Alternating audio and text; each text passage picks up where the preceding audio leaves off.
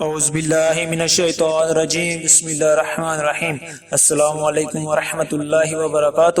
ہم نئے آنے والے دوست احباب کو آفیشیل سلام میں خوش آمدید کہتے ہیں۔ ہماری ویڈیو دیکھنے سے پہلے ہمارے چینل کو سبسکرائب کریں، لائک اور شیئر کریں، ساتھ دیے گئے بیل آئیکن کو پریس کریں تاکہ بلا تاخیر نئی آنے والی ویڈیو آپ کے پاس پہنچ سکے۔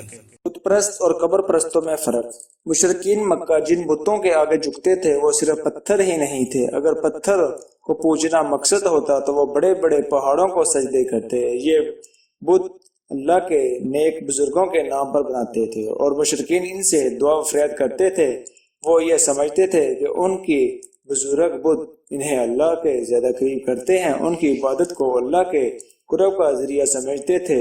ان کو یہ سمجھ کر پکارتے تھے کہ اللہ تعالی ہماری مدد اور پکار کو سنتا ہے اور اس کے وسیلے سے ہم کی بخشش فرمائے گا، اور انہیں اللہ کے ہاں صفاتی سمجھتے تھے۔ ان کا عقیدہ اللہ نے قرآن میں بیان کرتے ہوئے فرمایا ہے، اور یہ لوگ اللہ کو چھوڑ کر ایسی ہستیوں کی عبادت کرتے ہیں جو نہ ان کو نقصان پہنچانے پر قادر ہیں اور نہ نفع، اور کہتے ہیں کہ یہ اللہ کے ہاں ہمارے صفاتی ہیں۔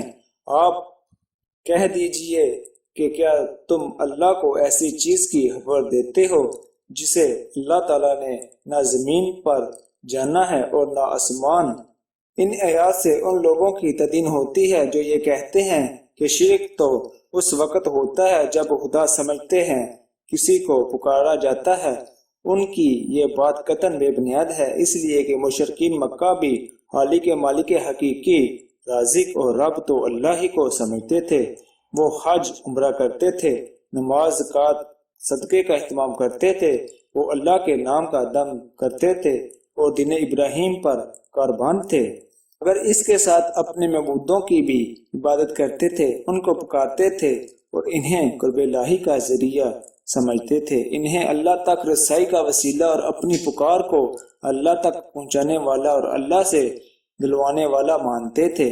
اللہ تعالیٰ کے دربار میں انہیں اپنے لیے شفاعتی سمجھتے تھے اور یہ گمان کرتے تھے کہ ان کی شفاعت سے اللہ تعالیٰ ہماری ضروریات پوری فرما دیتا ہے، یا یہ سمجھتے تھے کہ یہ تو ہمیں بخشوا ہی دیں گے اور قیامت کے دن بھی ہماری مدد کے لیے پہنچ آئیں گے۔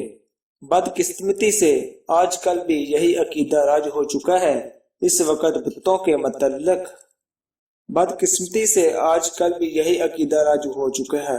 اس وقت بتوں کے متعلق ایسے اعتماد اور یقین تھا، اب قبر درباروں کے متعلق ایسا عقیدہ اپنایا گیا ہے۔ فرق صرف بت اور قبر کا ہی ہے، باقی عقائد ایک ہی ہیں۔ آج کے قبر پرست بھی یہی کہتے ہیں، قبروں کے آگے جھکتے ہوئے ان کا وسیلہ ڈالتے ہیں کہ اے اللہ کے نیک بندے، یہ ہمیں اللہ کے قریب کرتے ہیں، یہ تو ہمارے سفارشی ہیں، ہم گناہ گار ہیں، یہ ہمیں بخشوا دیں گے، یہ ہماری مدد کو پہنچ آئیں گے کیونکہ یہ اللہ کے نیک بزرگ ہیں۔